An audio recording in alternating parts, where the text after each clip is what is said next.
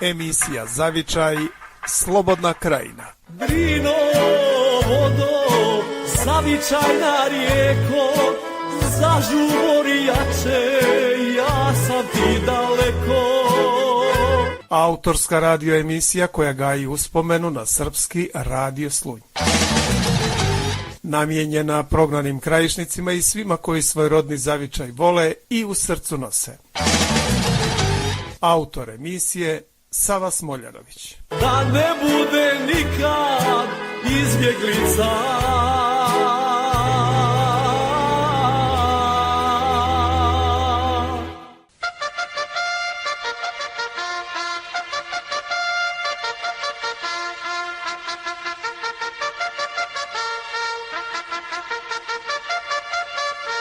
Na Vidovdan 1914. godine srpski junak Gavrilo Princip, naš zemljak iz Obljaja kod Grahova, izvršio atentat na austro-ugarskog prestolonasljednika Franju Ferdinanda. Od tog dana i ovoga trena sa svecima Gavrilo se druži, kraljevi se klanjaju senima, preplavio knjige starostavne, nariču ga starice krajine, letopisac slova ulepšava, a učitelj istoriju pita. Ko je vladar zore u krajini? Junak što se druži sa zvezdama, Krakovom u svetnjak domovine, grli decu pod Obljali parom. Ime i prezime Gavrilo Princip. Rođen 25. jula 1894. godine u selu Obljaj kod Grahova, Kotar Livno. Zanimanje? Učenik 8. razreda gimnazije. Jesi li razumio optužbu i da li se kaj za učinjeni zločin? Uzimam optužbu do znanja. Ne kajem se. Gavrilo Princip, srpski junak.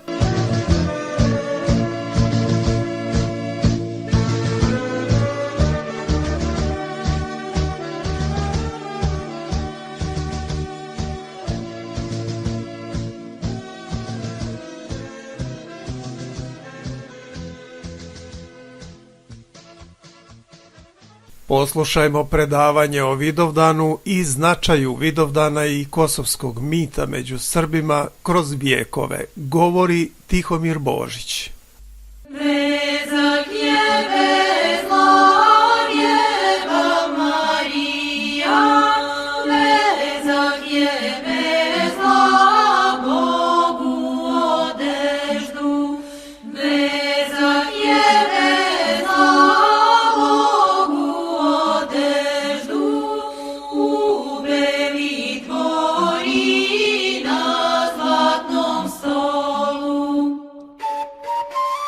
Vidovdan.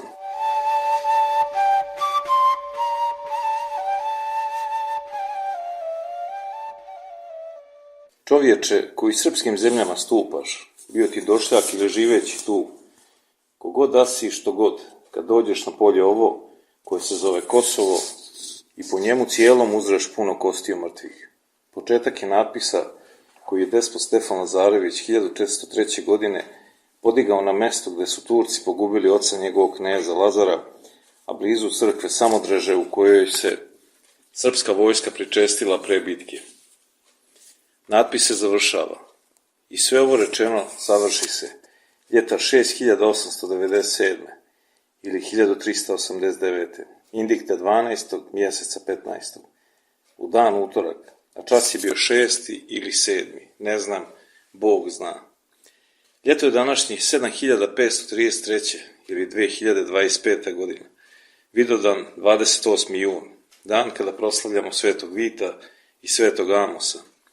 Dan kada se prisjećamo istorije naše, događaja koji se desio pre 636 godina, Kosovske bitke.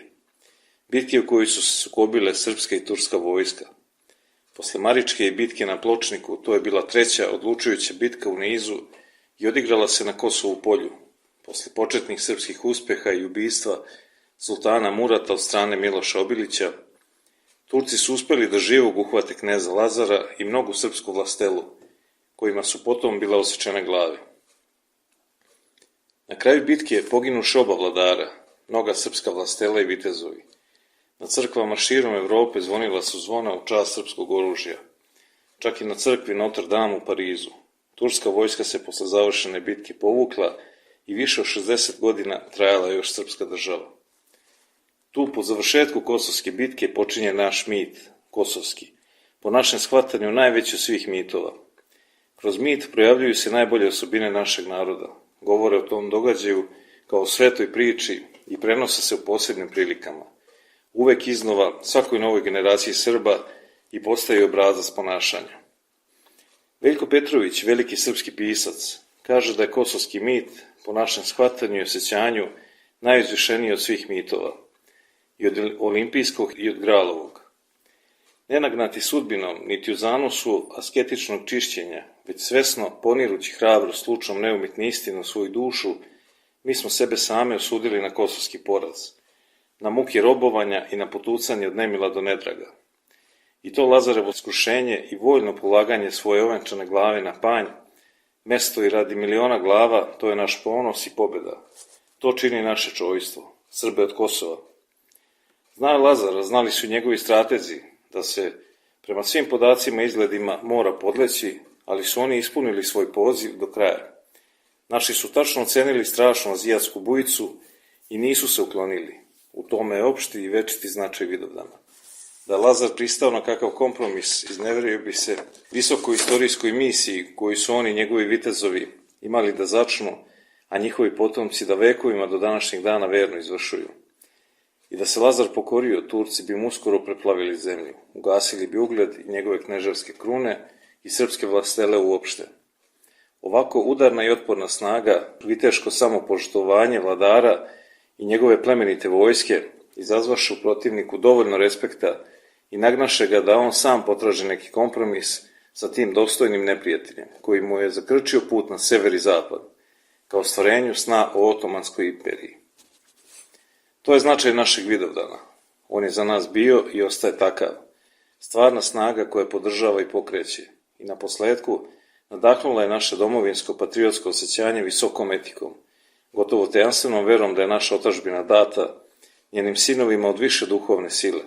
Ne samo da se u njoj naslađujemo njenim zemaljskim darovima i zanosimo njenim lepotama, već da je održavamo i čuvamo sopstvenim odricanjima i neprestanim žrtvama, po zavetu naših kosovskih mučenika.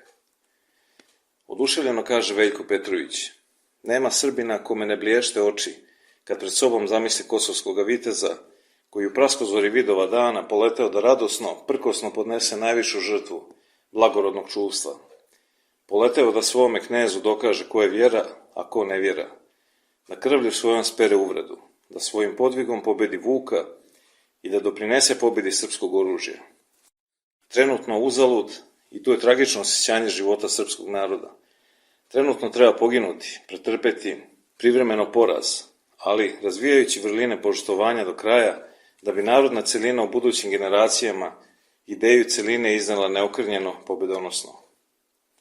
Jedan stari pesnik rekao je, dragoceno je semenje pepeo mučenika, a drugi, 200 godina kasnije, izražava se još tačnije kad kaže, pepeo umrlih stvara otadžbinu. Napisao je to Veljko Petrović o Vidovdanu 1940. godine. Veliki naš mitropolit Amfilohije Radović kaže da je Kosovo naša zjenica, da je Kosovo srce našega srca, da je Kosovo naš sveti grad Jerusalim i da se mi njega kao svoje duše i sudbine svoje ne možemo odreći. Ni u ovom zemaljskom životu, niti u onom Božijem neprolaznom. Kaže on još da moramo održati srpske stope na Kosovu i Metohiji, mjestu strašnom, na kom su stvarani kao narod, kao Božji narod. Zbog toga kosovski zavjet predaka nosimo u sebi kao predanje, znajući da je izgubljeno samo ono čega se odreknemo. A šta je Kosovo? Kosovo nije ništa drugo nego glava Lazareva. A šta je Srbija i srpski narod? To je tijelo Lazarevo. Može li tijelo živjeti bez glave? Može li srpski narod i zemlja Srbija živjeti bez Kosova? Kosovo je glava srpskog naroda. Srbija i srpski narod je tijelo te glave, poput Lazara i njegove glave. Kosovo je postalo žrtveno polje i mjesto gdje jedan narod bio pokošen i požnjeven i unesen i položen kao prečisti prinos u riznice Boga živoga, u žitnice Carstva nebeskoga. I od tada do danas sve što se događalo u istoriji tog naroda događalo se u znaku, u svjetlosti tog i takvog zavjeta, u svjetlosti ličnosti velikomučenika Kosovskog Lazara. Istine starog i novog zavjeta potvrđene su Kosovskim zavjetom. Srpski narod se pokazao zrelim hrišćanskim narodom i sebe upisao u novi Božji izabrani narod, crkve Božije, Novi Izrailj. Premudri mitropolit podsjeća nas još da Bog nije u sili, nego je u pravdi. Kao i uvijek, moćniji ovog svijeta misle da je sila posljednja riječ u ljudskoj istoriji, a samo mudri, istinski, hrabri ljudi shvataju da je pravda ona koja drži zemlju i gradove i da će prije ili kasnije ona pobijediti. Pravda Božja, ne ljudsku silu i nasilje, nečovještvo i tirijanstvo. Njegoševa je riječ, ali tirijanstvu stati nogom za vrat, dovesti ga poznaniju prava, to je ljudska dužnost najsvetija. To znaju i knez Lazar i Miloš Obilić. To znaju oni u ovom narodu i drugim zemaljskim narodima koji su hodili tim pravim, čovjeka dostojnim putem. Kosovo je grdno sudilište na kome se danas sudi njegovim okupatorima. Sudi se na Kosovu danas i nama, našem moralnom slabićstvu i našoj prevrtljivosti, spremnosti mnogih sinova srpskih, ako ne sve brojnijih, ono sve glasnijih, da prodaju vjeru za večeru, lakomisleno govoreći, dosta je nama više nebeskog carstva, hoćemo zemaljsko carstvo. Takvi možda nijesu ni svjesni kakvu osudu i presudu izriču sami sebi, sa tačke gledišta vječnosti, zaslijepljeni sobom, svojim interesima, strahovima, egoizmima, ne mogu da sagledaju kakva je to mjera carstva nebeskog za koje se opredeljujemo. Nije carstvo nebesko nešto apstraktno. To i takvo carstvo nebesko cara Lazara angažuje sve. Ljudsko biće, ljudsko stvaralaštvo, ljudski stav, ljudske odnose prema sebi, prema bližnjima, prema Bogu. Nije privoljevanje carstvu nebeskom neko zamiranje i mrtvilo, niti bjegstvo u apstraktni svijet, nego najdublji i čovjeka najdostojniji podvig koga se on može udostojiti na zemlji. Neko reče, ovaj ljudski život je tren u odnosu na vječnost, ali to je tren kojim se zadobija vječnost. Pa sad vidi šta ćeš da uradiš sa tim trenom. Moje sjećanje i shvatanje je da svaki Srbin, ma gdje živio ili se nalazio, jeste ponovo prizvan da se svakodnevno vraća tom prvobitnom srpskom narodnosnom opredeljenju, što znači prizvan je da se vrati vjeri u Hrista, Boga vječnoga, u kome živimo, jesmo i dišemo, da svaki pojedinac sebe ispuni mirisom te svijete vjere.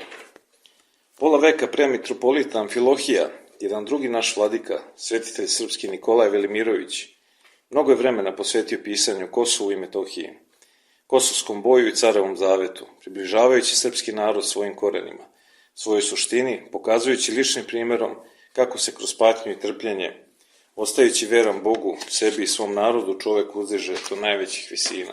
Narodna pesma kaže, care Lazo, čestito koljeno, kome ćeš se privoleti carstvu? Ili voliš carstvu nebesnome, ili voliš carstvu zemaljskome? Ako ću se privoljeti carstvu zemaljskome. Zemaljsko je za malena carstvo, a nebesko uvijek i dovijeka. Car voljede carstvu nebeskome, a negoli carstvu zemaljskome. Vladika Nikolaj prikazuje kosovski boj kao jedan samosvojni srpski doživljaj hrišćanstva, gdje je knez Lazar sam Isus Hristos, Vuk Branković Juda, a srpski vitezovi apostoli, dok je večera u oči bitke predstavljala tajnu večeru. Napisao je vladika Nikolaj knjigu Carev zavet i u 12 glava vladika opisuje duševne trzaje kneza Lazara po završetku bitke, njegova pitanja postavljena Bogu o razlozima poraza srpske vojske i sl. Našto sve ovo, Gospode? Pitao se sam knez Lazar posle bitke. Zašto je moja država osuđena na propast? Zato, kneže, što je ostarila. Sve što ostari u vasioni mora da se skloni, da se zameni novom. Ne pada ona zbog starosti vremenske, nego zbog otrova, koji je uzimala i nagomilavala u sebi. Srpskoj vlasteli prirasla je zemlja uz dušu, zato ih je duh Božji ostavio i slonio se u dušu narodnu. No duh strasti počeo se širiti u narod. Da bi se narod tvoj spasao duševno, država je morala propasti. Tvojim zavetom čuvat će se i sačuvati narod tvoj. Tim zavetom hranit će se i pojiti pokoljenja. Robovanje spoljašnje doneće oslobođenje unutrašnje. Izabravši carstvo nebesko, ti si tvoj narod uvrstio u narode besmrtne. Još je neki od odgovora od strane nebesa čestiti knez dobio. Kada kršteni naruže krst bezakonjem svojim, onda Svevišnji dopušta nekrštenim još više da ga naruže. Ko ponese krst taj i saznaje da je krst put, istina i život. Pogaženi krstovi na Kosovu uzdići će se polako u srcu narodnom i uselit će se u srce narodno. I vremenom svaki potomak tvoj, svaki pravoslavni sin i svaka pravoslavna kći u tvom hrišćanskom narodu predstavlja će na ovoj zemlji jedan živi krstaš barijak. Čovek koji baca seme na njivu siromaši u očima nerazumnog posmatrača, jer ispražnjava žitnice svoje, no račun se ne pravi pri setvi, nego pri žetvi. Današnji Vidovdan je za tvoj narod velika seidba na njivi vremena.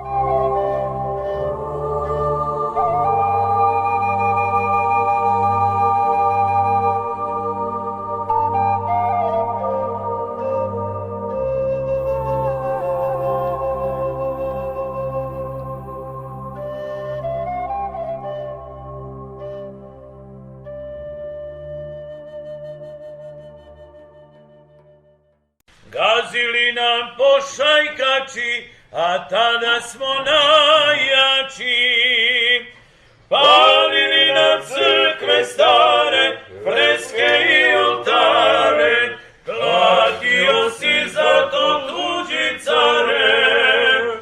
4 slova, sastavio Sveti Sava, samo svoga Srbina spasava. 4 slova, sastavio Sveti Sava, samo svoga Srbina spasava.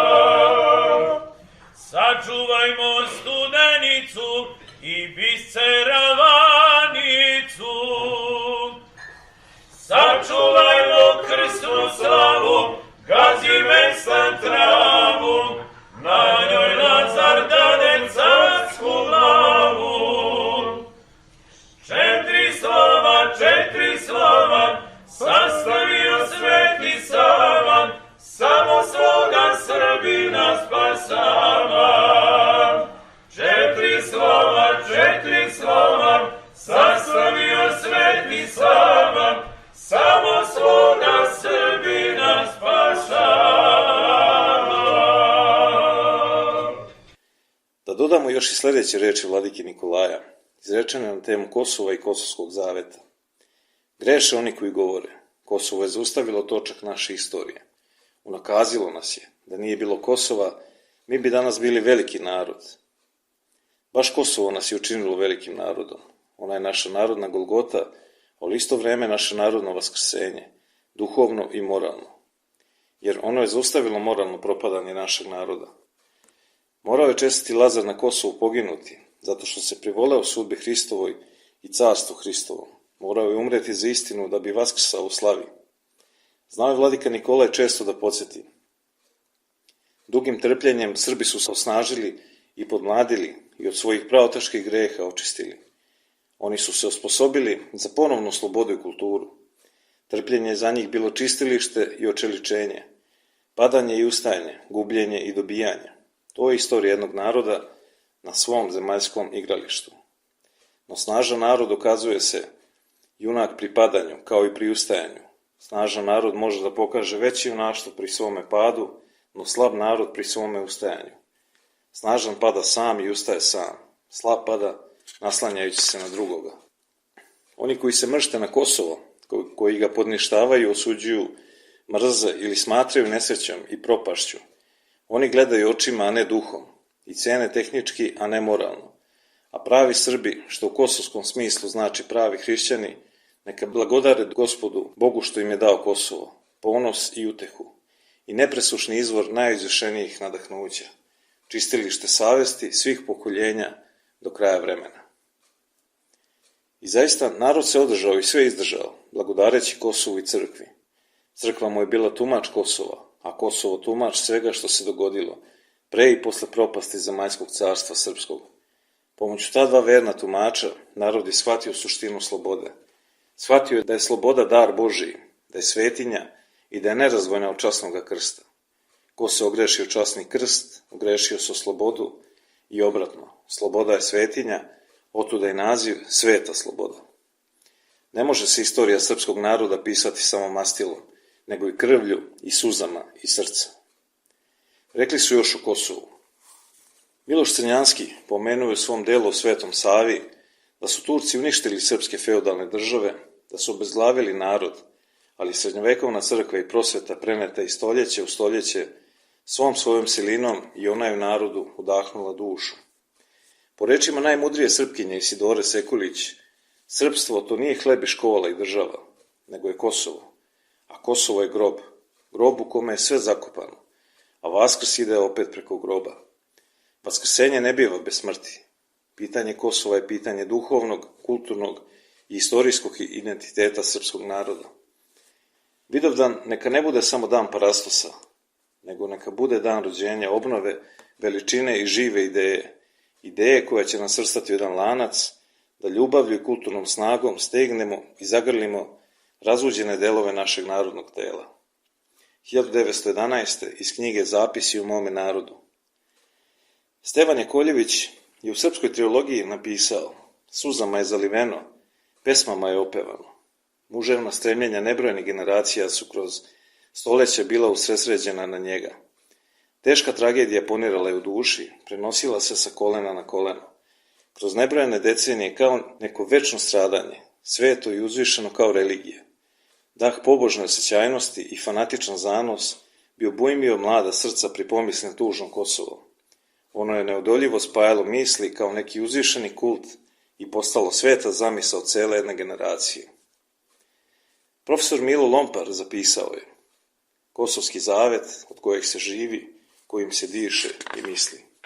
Na obeležavanju 500. godišnjice Kosovske bitke načelnik štaba general Jovan Mišković rekao je: Kosovskom bitkom duhovno je ujedinjen ceo srpski narod, iako je politički jako raskomadan bio.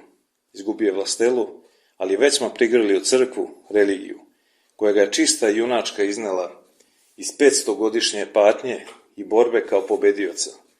I srpski narod i njegova vojska treba da znaju i da upamte da će se junačke kosti kosovskih vitezova osveštati, a njihov duh oveseliti tek onda kad Kosovo polje bude srpsko i kad na bojnome polju dokažemo da smo im u požrtvovanju dostojni potomci.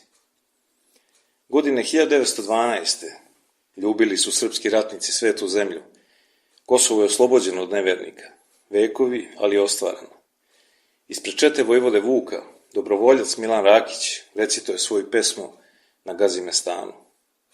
Silni oklopnici, bez mane i straha, hladni ko vaš oklop i pogleda mrka, vi jurnuste tada u oblaku praha i nastade tresak i krvava prka. Ministar Ljubomir Kovačević nad grobom svoga sina koji je pao pri oslobađanju Kosova 1912. Sine, 5 vekova srpski narod je čekao trenutak da se oslobodi Kosovo i dočekao ga je. Ti si pao u ratu za pravu stvar. Ja sam ponosit što sam kao otac danas u stanju da te svesno žrtvujem idealu za koji sam i sam živeo. Sine moj, idi reci Lazaru, Milošu Obiliću i svim kosovskim junacima da je Kosovo osvećeno. Odnesi im glas naše radosti i budi im vesnik jednog boljeg doba za celo srpstvo. Po Kosovskoj bici bio je san bezmalo svih srpskih pesnika, a opevaće i drugi balkanski narodi. Jakov Ignjatović proriče da će nad Kosovom duh srpstva jednako lebdeti. Jovan Skerlić zaključuje da je nesreća na Kosovu obasjala celu srpsku i narodnu i umetničku poeziju, kao što je požar Troje obasjavao celu grčku starinu. Miloš Đurić vidi u kosovskoj legendi duh Feniks ptice. Dučić je isticao Kosovo kao neprebolnu nacionalnu traumu. Kosovska pogibija tako je silno i široko predanje da ono još i sad izaziva suze i uzbunu krvi u onih koji ga slušaju. Kao da su juče glasnici došli da jave da su izginule sve srpske vojske, da je pao čestiti knez i da je krvava sitnica odnela konje i junake.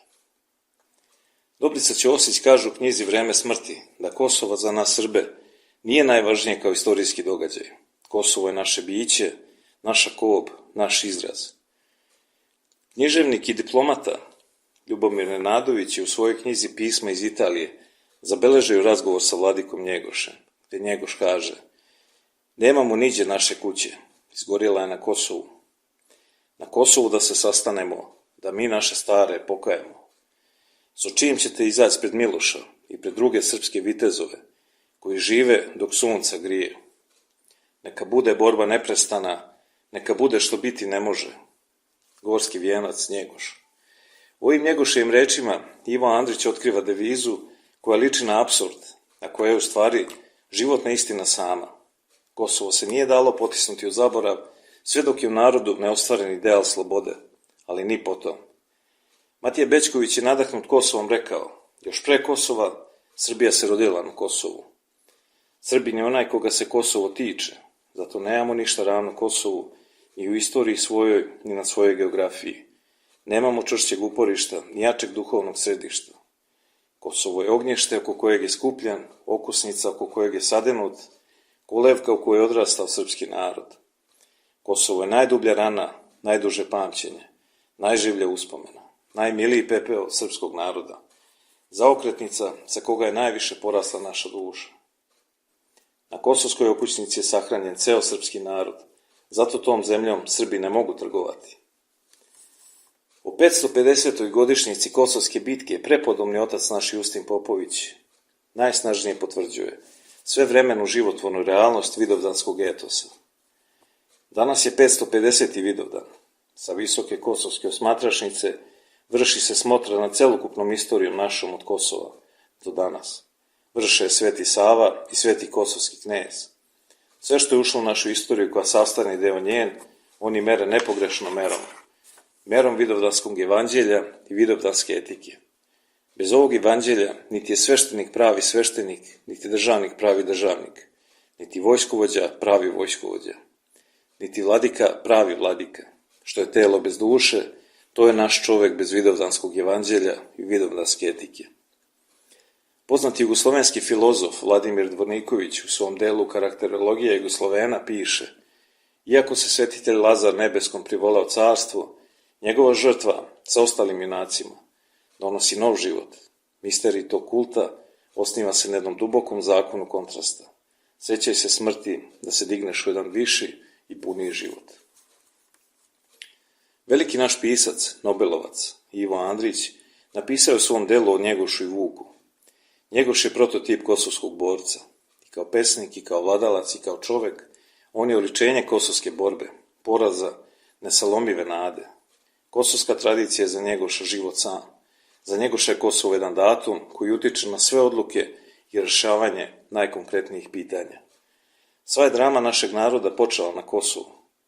Ljuban Nenadović, iako i sam Srbin, bio iznenađen kad je video u Crnoj Gori živu snagu kosovske tradicije, koja je u tim brdima i posle stoljeća bila stvarnost.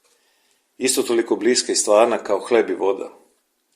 Namučene žene koje su se odmarale pored bremena drva na kamenoj ivici, govorile su mi o Kosovu kao svojoj osobenoj sudbini i ličnoj tragediji. Naša je prava na Kosovu zakopana, govorili su ljudi, rezignirano i ne pomišljajući da je traže drugim putem do onoga koji im kosovski zavet nalaže. Celokupna sudbina svih ljudi bila je tim zavetom omeđena i upravljena. Sve što se u tim brdima rađalo, dolazilo je na svet sa refleksom kosovske krvi u pogledu. U tim gorama se krstu služi, a Milošem živi. Isto je tako i u svim drugim srpskim zemljama. Sveta srpska zemlja koja trenutno nije srpska, od Boga namenjena Srbima i u budućnosti će ponovo pripadati Srbima. To jest i ono trenutno što nije naše, a što nam pripada, bit će naše u budućnosti. Jer srpska sveta zemlja pripada srpskom narodu. Srpstvo umire da bi se pročistilo i ponovo još jače rodilo, što je upravo smisao srpskog postojanja. Može se pročitati u knjizi Mitska istina Srba od Ivice Todorovića. Vladimir Velmar Janković u svom delu Pogled sa Kalemegdana isto se osvrnuo na Kosovo kao na nezaobilaznu temu velikog dela srpskih pisaca i rekao: narod je našao načina da se trajno vraća na Kosovo kao na poraz koji treba preobratiti u pobedu. Izgleda ponekad kroz to tragično opšte osjećanje kao da je taj poraz došao zato da bi počelo doba jednog širokog opšteg obnavljanja. Kosovo nije dolina, nije ni ravnica, ni brežuljak na Gazimestanu, ni žitno polje kraj Labe i Sitnice. Nisu ni vinogradi koje su naši preci zasadili, a ruke potomaka negovale. Nije ni kosturnica, ni jama nepregledna, nisu samo drevne svetinje, ni rudno bogatstvo. Kosovo je duša Srbinova i njegova rana nezaceljena, krv njegova kletva i molitva, njegovo pamćenje i njegova kolevka, koje je svako dete sa svakom kapi mleka iz majčinih grudi primilo i sveto pričešće i sveti zavet. Spremnost umiranja u borbi za slobodu i mržnja na ropstvo. Kosovo je nepresušni duhovni kladenac koji preci ostaviše svojim potomcima da ih nadahnjuje snagom i istinom, kako bi se uspravni i dostojanstveni održali kroz vekove i kako bi između ropskog poniženja i smrti radije izabrali smrt kao večni život, kao večno trajanje, kao carstvo nebesko. Eto, to je za Srbe Kosovo, a ne obično parče zemlje. Treba li komentar o ovakvoj definiciji Kosovo od autora Antonija Đurića? Reče on da Srbija ne slavi poraz u kosovskom boju pre 6 vekova. Ona slavi nepoklek pred osvajačkom silom.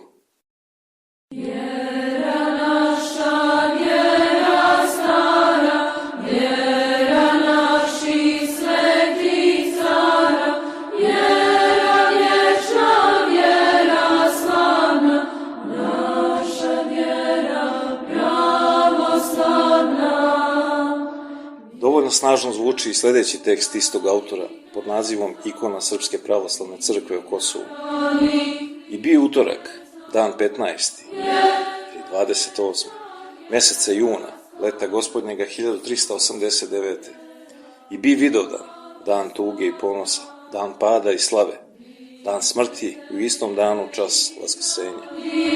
I pre Vidovdana najezda turska bi neukrotiva, ognjem i mačem, nepravdom i nasiljem, prokrčiše sebi put na zapad i želja im neukrotiva da sve hrišćanske narode porobe, slobodnu Evropu u tamnicu pretvore. Mogao je Lazar da izabere carstvo zemaljsko, da savije kičmu i kolena i time odrekne pravo svom narodu na ime i slobodu, na gospodarenje svojim ognjištem i svojom dušom. Da su se tome priklonili kosovski junaci, sačuvali bi svoj život i svoje zemaljsko blago, ali bi zauvek ugasili čežnju Srbima za slobodom. Da su tako učinili, nikad srpski narod ne bi imao Crnog Đorđija u Rašcu, ni Miloša u Takovu, ne bi bilo ni Njegoša, ni Vuka Mandušića, ni Višnjića, ni starca Vujadina, ni Hajduk Stanka, ni Mrkonjića u Nevesinskoj pušci, ne bi bilo ni Aleksandra na Kumanovu, ni Bojovića na Bregalnici, ni Stepe na Ceru, ni Mišića na Kolubari, ni majora Gavrilovića na Dunavskom keju u Beogradu, ne bi bilo ni etike u srpskih đaka, ni njihovih profesora u Kragujevačkom oktobru, ne bi bilo ni gusala, ni srpskog imena, ni Kosova. Čestiti knez i njegova vojska učiniše ovaj dan večnim. Kosovski boj svojim sjajnim primjerom zaseni zemaljsku kuglu i prihvati narod srpski borbu bez straha i bez vapaja i bez uzdaha svestan da život daje za slobodu svetu. I bi Vidovdan, dan u kome izgibe svet srpski. Sve što su narodu smatralo boljim i uzoritijim pade na braniku otadžbine. I crveni božuri iz krvi njihove nikoše. Sjajni Antonije Đurić, knjiga u kojoj je sve ovo napisao zove se Pamti Srbine, uspravi se. Profesor dr. Nikola Koljević u svom delu otadžbinske teme napisao između ostalog, paradoksalno, Srbi su se, gubeći bitku, istorijski postavili kao narod. Nema sumnje da je kosovski kult ipak pre svega kult junaštva, čak i kada ono kao u Lazarevom slučaju vodi opredeljenju za carstvo nebesko.